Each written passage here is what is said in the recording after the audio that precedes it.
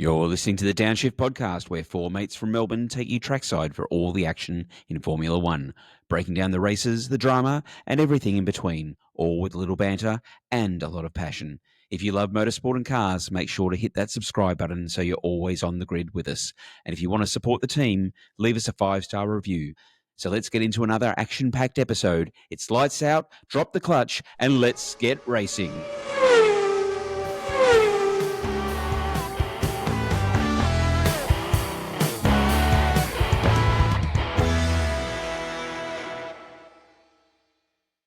Hello and welcome to the Downshift, or Hola, buenos dias, buenos tardes. No. Oh, wow. That Aren't you glad you came back for that? Wow. That crashed harder than Max Verstappen into George. Oh, Start and we're off and again. running. Well, terrible intro, because it actually is a really great tie into the Spanish review of the Grand Prix. So given my very poor Spanish, we're really happy to have Happy back with us after a bit of a break. So welcome back, Happy. Hello. Good to be back. Our fluent speaking Spaniard that we have with us, that's correct, yes. Where were you? England? Hello. Hello. No, I was in Ireland. I'm not going to try an Irish. Welcome. Bernie Come on, would be very for our upset listeners, with you if come you on. did. No. We'll just stick with Australian, mate. Yeah. So Happy's spent a bit of time over in Ireland, and then and also just came back from the Australian Masters cricket, where you did very well. Indoor cricket. Yeah, we made the grand final, but unfortunately lost to New South Wales. So maybe next year we'll be able to take the championship off them. And that probably ends the cricket conversation, so we don't bore all our motorsport fans. Exactly. So moving on. So as we were saying, this is the review of the Spanish Grand Prix, a Grand Prix with two of our hometown heroes, Fernando Alonso and Carlos Sainz Jr., which we'll have a chat about their performance through the race, and also another excellent win from Oscar Piastri, who actually has made history in regards to being the third McLaren driver to achieve 8 consecutive podiums, in addition to Senna and Hamilton. So the race finished up with, started with Oscar on pole, and then finished off with Oscar in first, Lando in second, and Charles Leclerc in third, with plenty of drama at the start and the end of the race. And I think, Swags, you'd shared with us a meme around about 50 races of just being boring. 50 laps, yeah. 50 laps. Yeah, look, it was... we're all sort of wheeling after Monaco to sort of go, let's not have a boring race. And I think early on it was shaping up to be interesting after the first couple of laps. And there was a bit of argy-bargy and going off track at the first corner 2, I think it is. 1 or 2, yeah. That slip lane bit. But no real incidents. Everyone seemed to get through reasonably clean, and a bit of position changing like it is with Max, getting past Lando on that first or second corner, and but it sort of all settled down nicely, and we were just sort of waiting for a bit of interesting to happen, and then Yuki come in early with a pit stop, which seemed a bit unusual, but and then it was just talk of let's wait to see what's happening. So, and then relatively boring to the middle, and then the yellow flag was a godsend, I think, at the end. Made it all a very exciting finish. Yeah, so we had almost the entire field pitting at lap 55 from the safety car, giving the opportunity for one last dash to the end, where we actually saw Verstappen choosing. Well, sorry, he didn't choose. Choosing. No, it was definitely not a choice. Definitely Christian. not his choice. Yeah. Red Bull chose the hard tyres. It was the only option they had left to be able to get him through to the end of the race. Much to Max's dismay, yes, he was not happy with the available tyre choice, so he knew he was going to go backwards. Watching the radio call, it was like, what the hell are these tyres on my car? What are you doing? Why are we on hards? Yeah. Did they honestly have not even a scrub set of yellows like mediums he could have used? There was literally only the hards left that he could possibly use.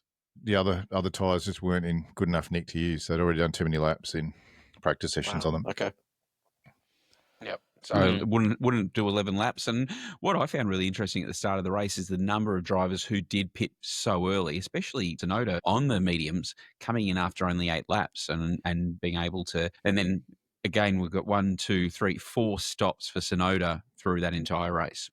Well, I think they were sort of rolling the dice for him a bit anyway because of his starting position. And Red Bull said after the race that they'd made a wing change, like a higher downforce rear wing, and then they admitted it was a mistake. So that's obviously cost him performance in the race as well. So Yeah, sort of feeling for Yuki. He's had a couple of shockers, really, and he's been miles behind Max. And not really anything through his own doing. Like, he hasn't binned it or he hasn't sort of been doing poorly. He's just not. It just doesn't seem to have gotten a good chance to make it work.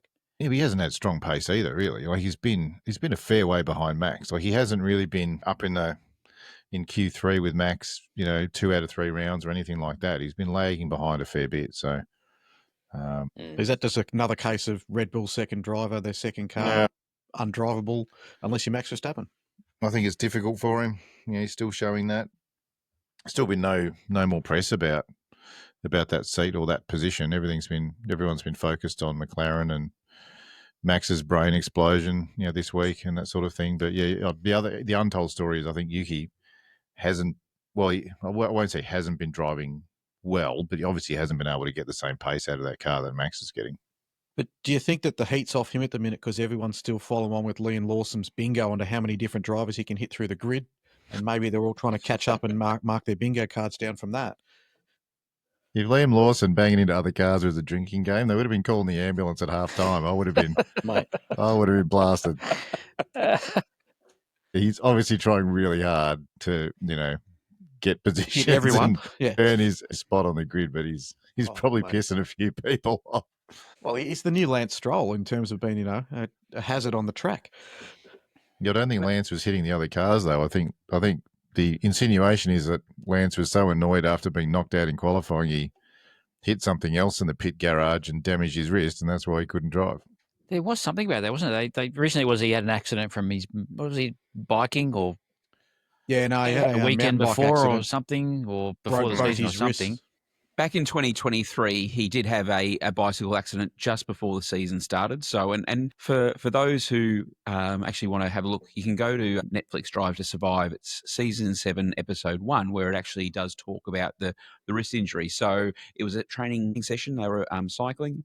He crashed. He fractured both his wrists and broke his toe. He actually had screws inserted into his right wrist, and the recovery was, to my read of it, really quick. He was basically straight back into the start of the season. Yeah, he didn't do testing, but he did come straight back and said, "We're going to be racing in the first race." And you can see through that Drive to Survive episode where he was talking to the other drivers saying, "Yeah, it's still sore and I'm in pain," and he is taking some stuff for that. But jumping straight back in was probably unusual. And so they've said that he's had pain in his right hand for the last 6 weeks.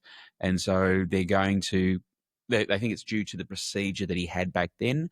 So he's now going to have another procedure and recover fully. And so obviously Aston Martin are now going to need to look at a replacement for Lance for the coming races. Well, that was going to be my question. Like, how long will it be out for? And how long will these other drivers then get a seat? What, 1, 2, 3 races? Yeah, well, Dragovic, I think, would be drafted in. Like, the other odd thing with that was that, Aston didn't follow procedure, so they couldn't put in a replacement for the race. So they did that race with only one car, which is, from an operational point of view, probably pretty inexcusable. Like, that's pretty poor. But Dragovic was due to race in, I think it was IMSA, a 24-hour race, is coming the same weekend as Canada, but apparently would prioritise Formula One over the 24-hour race, which you would expect he should. So, yeah, they'll have a driver, and Dragovic is a quality driver. He performed really well in F2, so they'll have someone there. They've got a couple to pick from, don't they? Yeah, they've got a few. Yeah, they've got Dragovic, they've got Stoffel Van Dorn, Jack Crawford, and even Valtteri Bottas could be roped in to be able to be the second driver. So there's options there. Another team could lend a driver, but looking at how Alonso went during that race, like, there was obviously performance in that car, so they'd have to be ruining the fact they didn't have another car in there to fight for some points for sure. Yeah, and speaking of Alonso, he had his driver of the season, coming in at 9th, actually pulling in his first points for the season. Fantastic. Looking at his Q3, he drove around the track as though he'd run the Grand Prix, waving to the fans. And that was hilarious, though. Yeah, got P5 to start with, or got 5th, and he was woohoo! And then, like, by the end of the session, he was 10th. But it was tight. But he had a good race. And the thing is, the three of us cheered when he got points at the end. We were all like, "Whoa!" Yeah, we're all hoping for Alonso to do well. He's probably going to struggle in that car, but and been, generally, but yeah. It was good to see that in this race, the tyre degradation was probably higher than the teams thought it might be. And so there was a big offset if someone had fresh tyres. And like, I know that the mid part of the race, I'll say mid part from like lap 5 to lap 60 was a bit of a bore fest. But So just to clarify, that's the mid part. It's a large middle. But there was some good racing through some of the midfield when people had come in on and done pit stops and had fresher tyres, like Alonso overtaking around the outside of turn 3. We had a couple of good dive bombs in there as well.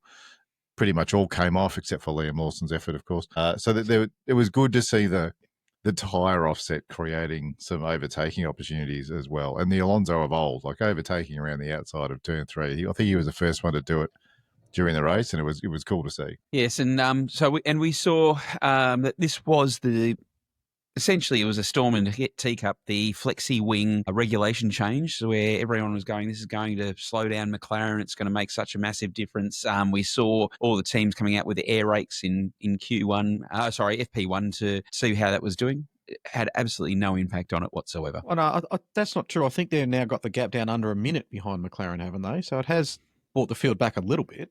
Well, McLaren admitted they had a strong race. They were stronger than they would expected to be at Barcelona, and that's what Oscar had said. But I think when McLaren, they were asked by someone in the media, how are you going to claw back the deficit from losing your flexi front wing and going to a fixed front wing? And they said, what deficit?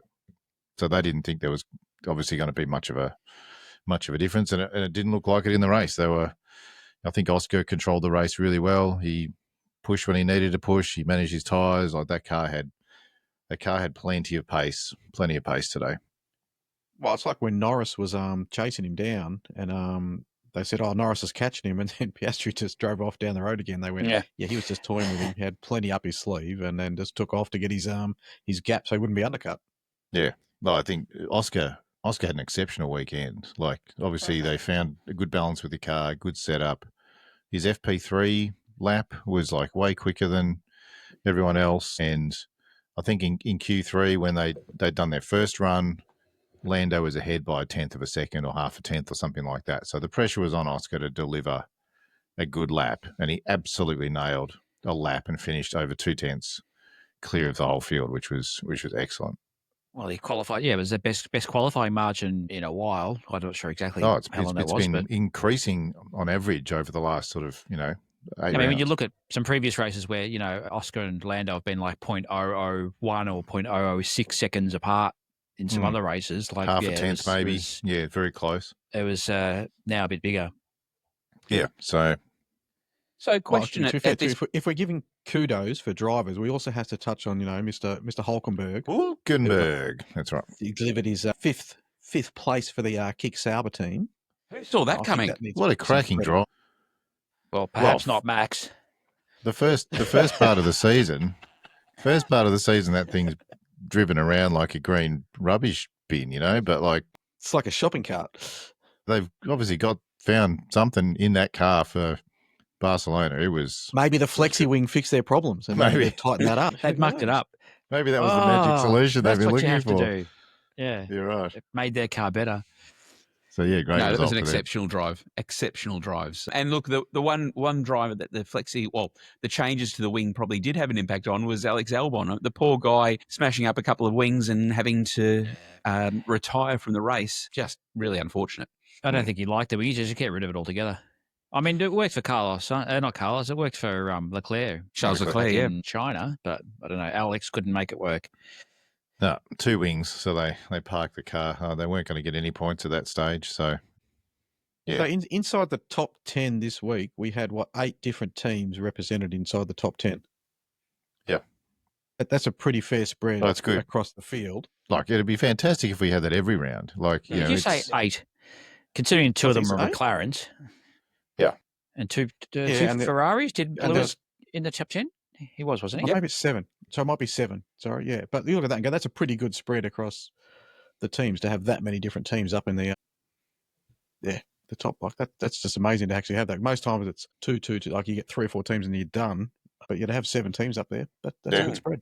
And Leclerc again ending up in 3rd, and extracting good performance out of that Ferrari. They really, did pretty well. Hamilton, again, depressed, thinks the issue is him and the team won't find any solutions, which was interesting to hear. Yeah, I saw some of those commentary going around, or him even saying some stuff, and it sounds a bit defeated, which is a shame, but it's early on. You're looking at some of the, I think I saw some transcripts of some of the radio chatter that was going on between him and his engineer, and he was just trying to get a clear answer of who was in front and who was behind. He said, I have no idea where I am. And he said, just tell me what's going on. And it sounded like the engineer just wasn't either giving him the right answer or didn't understand what his question was necessarily. But just probably very frustrating for him. I think they're having a few communication issues, those two. Well, that was a comment from Christian Horner. He said when they, the rumours about him going to Ferrari, he said, well, what did he say? He said, my Italian is no better than Flavio's English, so it's not going to go well. Yep. Look, this isn't anything new, and we were talking about this last night as we were watching the race. Is with Ferrari, is that you see Ferrari as the Formula One powerhouse, but this constantly seems to be the way with top drivers. I mean, you see all the memes of all the old drivers going through exactly the same thing. There is a communication issue there, and it's we are Ferrari. We do what's right. We were having that conversation where we're talking about the comparison between Williams and Ferrari. So you've got Saints who has come into Williams, where Williams have gone, we've got a experienced professional driver who can help us with strategy, with team development and driver car development for 2026. Let's use him and let's really absorb all that knowledge. Whereas you've got Ferrari, we've got a 7-time world champion coming into the team, and we're not going to listen to what he has to say, and we're going to communicate poorly with him. It beggars belief. It does. It begs the question, why would they have spent what they've spent to get Lewis across to just, I don't know, just run his career out? Look, I'm sure that's not quite what it is. I mean, they probably expect him more, but work with him. Give him, he's got to have something to add. Well, I'm sure they're frustrated, just like Lewis is frustrated, but it must be a particularly challenging time for Lewis when he's not matching Leclerc, he's not finding the best out of that car race after race. He doesn't seem to really know what the issue is. Like, he doesn't come up with any clear answers when he's asked about what's the problem here. Is it the car? He just says, I think it's me. I don't know. He just seems to be in the dark. So tough time for him. And the cost of living pressures must be getting to him to perform. Make sure he earns his keep. I'm sure he's doing it. He must be shattered. But you do look at that in regards to mental state and for these top performing drivers, and we saw that with Lewis in Mercedes. He was going through Mercedes, and it wasn't until when he won at Silverstone, he actually admitted he thought he was done. He was that low that he thought he was never going to win another race. He thought it was completely him, and that turnaround. So to be going through that now with Ferrari as well, and you see in the post-race interviews, he's just demoralised. I'd almost say he feels impotent, that he just can't do anything. And what does that do to a driver, but also what does it do to his future prospects now that, this is 2 teams that this is happening with, and he's not being able to get the outcome? Yeah, I don't think his quality is going to be questioned at all. I think he's already proven that, multiple 7-time world champion with tough competition, but he needs to work out what the solution to his problem is to try and move forward. We've said a lot when we've talked about, Ferrari and races. We're going, Ferrari's being Ferrari. So I think a lot of people know that it's not Lewis. I mean, clearly he's got some different stuff to deal with than he has had before, but yeah. Well, the other thing is too, we're going to a new platform next year, so everyone starts with a clean sheet. Yeah. So they can actually build the car and go, okay, well, this is what I like, this is what I don't like. I like more front, more rear, whatever it's going to be. And then hopefully they can all build the car around what those drivers like. And then everyone comes in with the right settings for them, the right design of the car then. So hopefully everyone can jump off the page together. I think the other 2 stories that we're seeing, the 2 drivers who finished after Hamilton in this race, Isaac Hadjar and Pierre Gasly, are both overperforming in their teams, and they continue to do so. Isaac in particular, surprised Christian and Helmut haven't swapped Isaac into that second Red Bull seat now. Wait for it. He's doing really well. Would he want that seat would be the question. I don't think anyone wants that seat. I think you'd be quite happy to stay in, Racing Bulls and pumping out 7th place in a Grand Prix. Like, they're probably not expected to be out there. And Pierre, And Pierre is just driving really strongly in that Alpine this year. Like he's quicker than Jack. He's quicker than Colapinto. Doing a really good job. Okay, based on that, then how much longer has Colapinto got? He's not Well, exactly setting the world on fire. I think this whole season's demonstrated that you have to give drivers more than 3 or 4 or 5 rounds, like to get up to speed with cars and get familiar. And all the cars drive differently. I know Colapinto was good last year. It's hard to know. He was also expensive as well. I mean, he crashed quite a bit, and you look at it in regards to Doohan. He actually did crash more than Doohan did. Cost Williams a lot of money in regards to those repairs. And ironically, Doohan is still above Colapinto on the championship rankings because of the fact that he started the season, but they're both sitting there at 0 points apiece. But then you've the whole theory of it taking X number of rounds for drivers to get familiar with a new team, with a new car, is blown out of the water by Hadjar, who is beating Yuki Tsunoda. Like Yuki hasn't been beaten by a teammate for the last couple of years. Like, and now Hadjar's coming out here looking like he's the next Verstappen in a way. So he's been doing really well. I've been really impressed by how he's been racing. He hasn't made many mistakes. He just keeps chipping away, working hard and getting results. So, and he's got good qualifying pace when it matters as well. And Yuki was known for being pretty quick in quality, and Hadjar's been up there too. Would it have been up to Yuki to go to Red Bull? As in his choice. Is his choice? It'd be hard to say no. Yeah, it'd be very hard to say no. Yeah, you'd want to take that opportunity, you wouldn't you? Go, do I perform, mediocrely in a car that I know, being the Racing Bulls, or go for broke and be the saviour that's going to fix the second Red Bull car? Look, when you look at it, is in regards to when you've got a Formula One driver, is they're always going to put tickets on themselves that they're able to do this. Now, Yuki has been in the second team for a number of years, and he believes that seat is his. Now, as we've all discussed, is we believe that Yuki should have been given the seat at the start of the year. That would have given him testing leading into the season and would have given him more time to develop in the Red Bull with that particular car. Now, how that could have happened, what would have happened, again, that's none of us know. But as a professional F1 driver, is you will take the lead seat every single time. And for Yuki, that was what he believed to be his promised seat. So, of course, you'd say yes. Yeah. Yep. Have to say yes.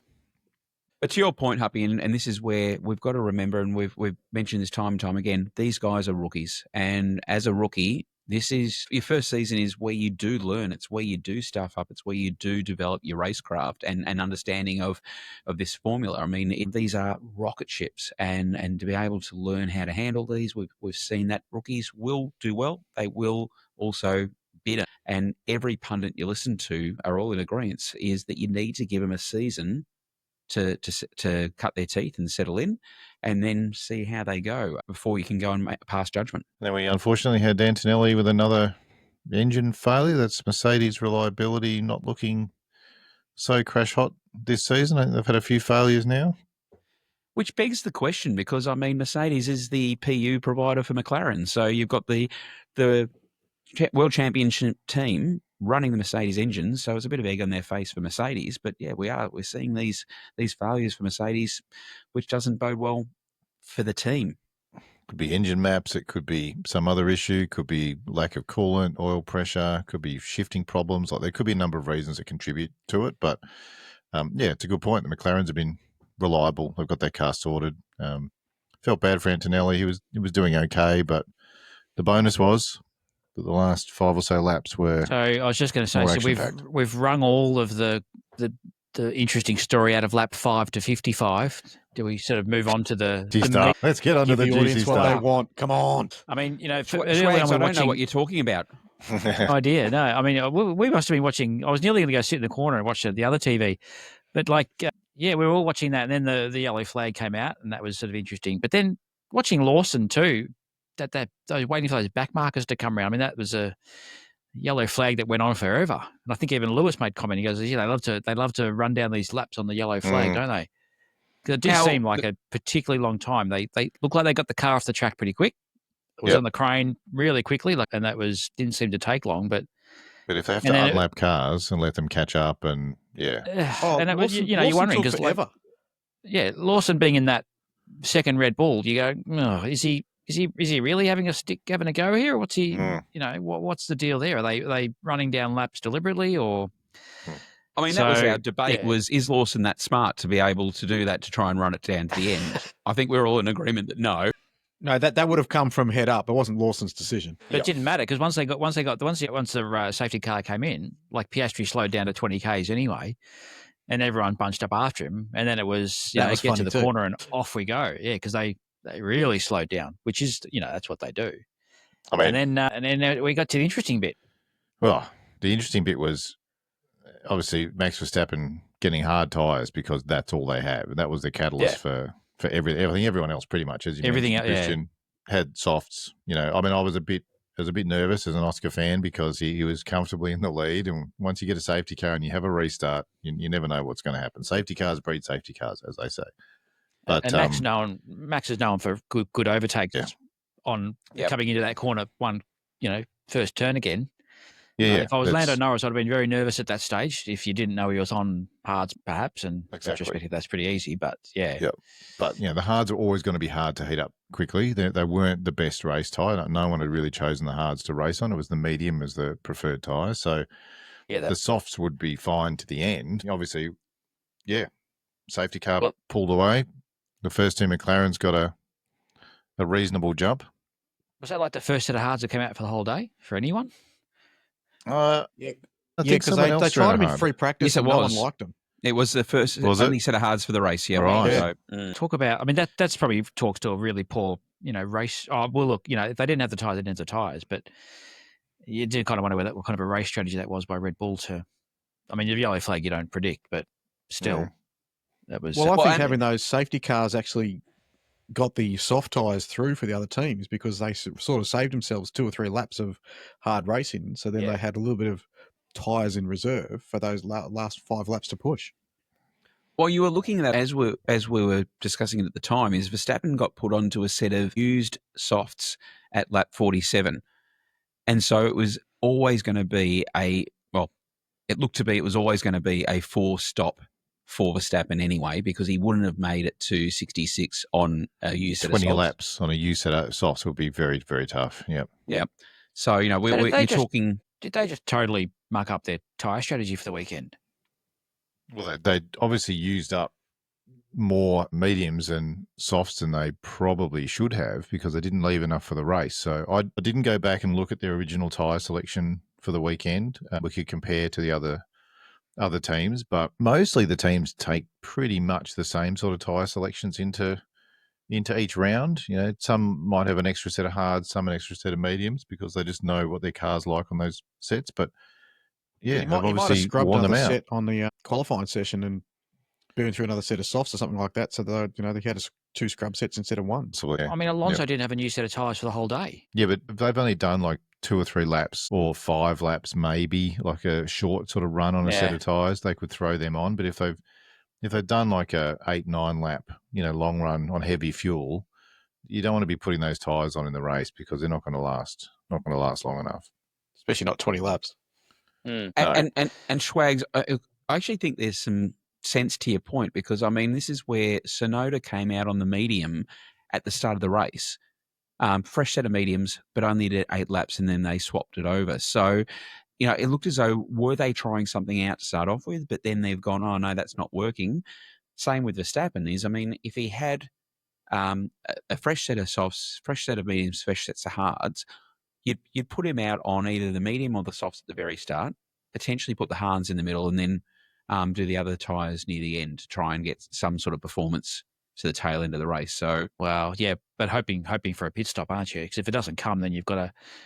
Maybe I don't understand enough of the strategy, but you look at Monaco where they're like, oh, we mandatory 2 stops, and they're going, yeah, and a lot of the teams didn't even, Mercedes, a lot of teams only stopped the second stop, lap 70, 73, 74, whatever it was, like right near the end. Go, we have to do it. Probably hoping for a safety car, yeah.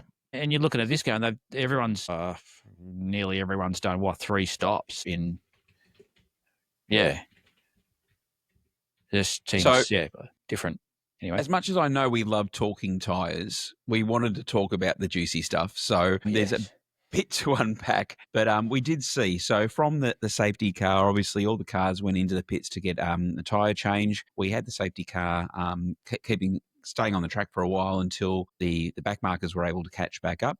And then we went back into racing where we saw Max on the hards coming into the last corner with a wobble onto the straight. So you saw that Max was slightly off the racing line, so he would have picked up some of the marbles and he's gone over the ripple strip. He's actually wiggled and lost a bit of control there, had to oversteer to get that back on track.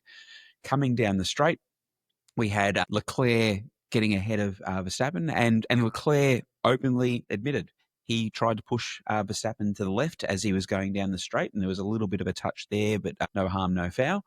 And then coming into turn one, we had Russell, who was alongside Verstappen. He did, because he was just behind Leclerc, he did lose a little bit of control of the car because of the dirty air that came off Leclerc, and that's where one of the rules are you do need to have control of the car going into the corner. But there was, again, a little bit of a touch there, pushing Verstappen off. But then the pit wall saying to Verstappen that he needed to give the position back, which he didn't agree. And so that's where it was a bit of the red mist hit Verstappen. Well, wasn't it? He was convinced, though, that Leclerc had touched him going into the straight, wasn't he? But it was actually the wiggle that when he floored it, I think he was under the impression that Leclerc had actually bumped him. Leclerc had touched him, but I think more it was the point of the touch from Russell, which was the more impactful and the one that he felt hard done by. Yeah, it was weird because watching that, you go, oh yeah, because I think I also thought, oh yeah, that penalty or that he's got to give the position back seemed fair, but it was never official. So his team again, they've done him wrong there. Like they were trying to preempt what they thought might be a penalty, but it looked like he wouldn't have been asked to give that position back anyway because Russell wasn't far enough. Yeah, up the inside. So yeah, so that was a wrong call by Red Bull as well. Yeah. I think that led to the catalyst of Max being behind George after that and giving that little bit of a not happy Jan, I'm coming through on that corner, and then it all went downhill from there. Well, and this is where and there's been comments from Horner, there's been comments from Wolf afterwards as well. Been very, very careful in regards to what they've said, but we did see that Max eased off coming into the next corner. Russell saw that as he was giving up the position, so Russell went forward, and then Max just snapped and said, that's when it was a very deliberate move to shunt Russell as he was coming around that corner. 100% intentional. Interestingly, 100%. Lando at the end of the race actually thought that George had got the penalty because he seemed to think that George was at fault, but no, they probably haven't had a good chance to review the. Oh, was it? Okay, yep. Misread that one, but Verstappen has admitted that contact shouldn't have happened. Well, of course it shouldn't have happened. It was no one should intentionally drive into another race car on a track. It doesn't matter what happened to them first. It should never be done. It's very dangerous to do something like that. Like he should have been black flagged, in my opinion. He should have been withdrawn from that race, or at least banned for the next race or more. Like it's a really, really ordinary thing to do to someone else on a racetrack. I'm surprised that he only got that. What seemed to be a minor penalty. I know he got 3 penalty points on his license, but that's not a race. That's not a race ban. I know he's only got 1 left, but he could have been on 0, so that's sort of irrelevant, right? He should have been black flagged from that race. He should have lost that result completely. It was just a complete you would have boneheaded thought they'd move. come down harder on something like that. That's deliberate and very much shown to be deliberate. Oh, 100%. That surprised me. It clearly wasn't accidental in racing, was it, or a hard, like George's first corner he came in hot on the corner and he missed, he lost a bit of control, or he was trying to get that corner quick and he didn't make it. So that's where he sort of bumped Verstappen, I think, a bit. But that was part of a racing maneuver. Like this other one was, it was. Well, Max had been pushed out. He's on the hard tyre. The other guys are on soft, so had heaps more pace. Once you've been pushed out of position, you're going to get shuffled backwards. That's just the nature of it, right? And I think Max would have known that. Obviously, he wants to battle hard to try and keep as many points as he could, and he was probably pissed because he was on the hards, and he's been put in a crappy situation at the start of that safety car restart. Yeah, and it snowballs from there. Yeah. He still made the decision, but it was a lot of precursors to it. Look, I think, and as we've all said, anything which uses the word deliberate needs to have a severe penalty. 10 seconds, I think, was a soft penalty for Max in that regards. Happy to your point, 3 points off his licence. He's only got 1 point now before he loses his licence. And as we've discussed in the past, if that happens, he will get banned for the next upcoming race. If that happens, I also get points in my predictions. So I'm very happy about this. But we've got 2 races for Max to get 3 races: Canada, Austria, and Silverstone. So, and so therefore that's till the middle of the year, and then some of his points reset. So, so that'll happen there. So it's 12-month rolling thing, is it? Yeah. Yep. Correct. So he has to race cleanly for the next 3 races, which, based on previous experience, might be challenging. But so if he gets a week off racing, though, he might have a chance to make a few phone calls to some other teams and have a few conversations, maybe. Possibly. Based on that theory, how has Lawson got any points left on his? He's cleaned up almost everyone. Yeah, they're mostly racing incidents, You've got to make it look like an accident. Close racing. Is that what it is? Right, gotcha. Yeah. But the upshot of all that is that Max has now dropped back in the points. He's still third in the championship, but he's 39 points behind Lando, which is more than a race win. Race win's 25 points. And he's about 50-odd points behind Oscar. 49. So it's two behind race Oscar? wins. Two race wins behind him, which is a fair margin, actually. So given the reliability of the McLaren so far. So, yeah, Oscar now leading by back up to 10 points ahead of Lando. So that's probably a pretty good lead in to see what our predictions were for this weekend. I'm glad you asked, Lockie, and I'm sure there's a reason for you asking that. So, why did I change my? Well, we talked about you phoning in last week, Huppy. So, so as a saying, just as a reminder, the results of the race were: we had Oscar on pole, with Oscar finishing first, followed by Lando in second, and Charles in third. Huppy, we'll go to you first. You had Max as taking pole for the race. You did get some points with Oscar taking first place, but you put your money behind Max and Lando coming in second and third. So only 3 points for you this weekend. Yep. Schwags, I'd love to say you got some points this week. I would too. Please say it. Please say it. Lie to him, Christian. Lie to him. No, I think I can see my predictions written down on my desk pad, and I don't think it's anywhere near it. Look, we'd love to give you points for effort, but we're not even going to do that. So Schwags, we're not that nice. There should be Max, Oscar and George. Hey, it should be like a booby prize or something, or like a, I don't know. There's a wooden spoon at the end, mate. Like I get a sticker that says "Great effort." Do you want a participation award? Is that what you want? Yeah. Why not? Everyone else gets one. You might start picking the Saubers from now on, then, just to get the sticker. I have a new system for next week. You just watch us. To be fair, he doesn't have to try. Nico will be pole next week. So, have you seen my predictions? You're giving it away. And Lockie, you and I, we both mirror image for pole first and second. So we took away the maximum.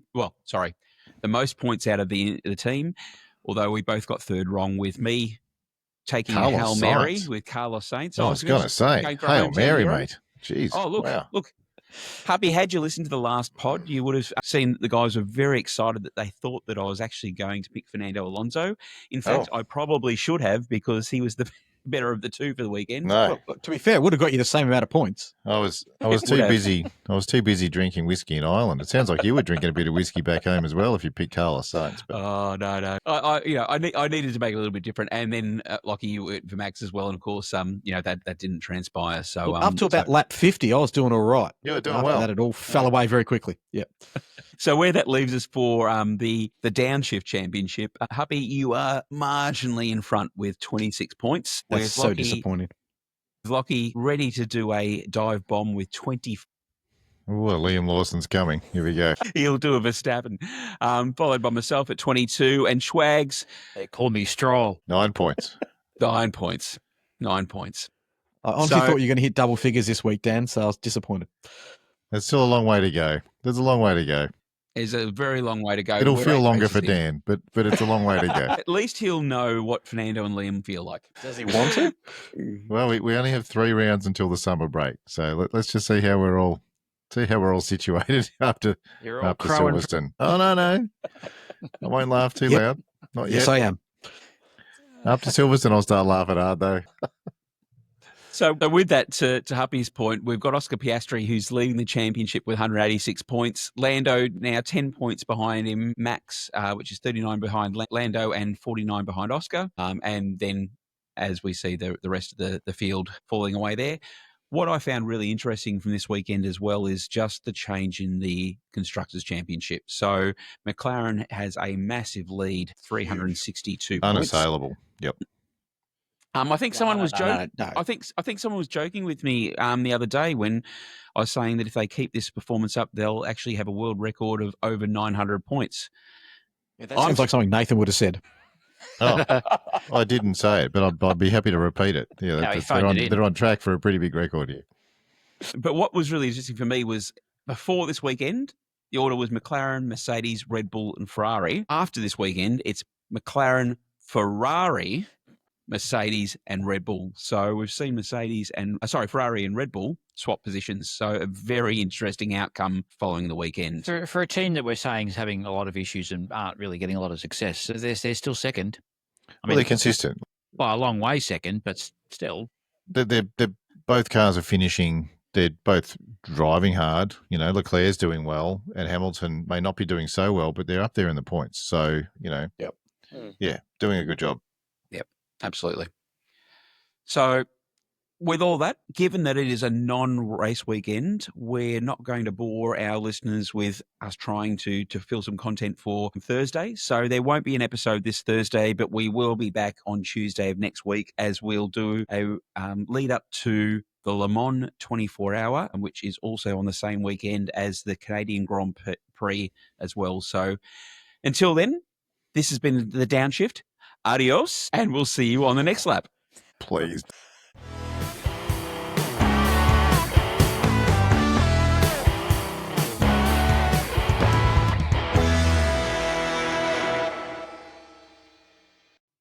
And that's the Checkered Flag for this episode of The Downshift. Thanks for tuning in and hanging out with us in the paddock.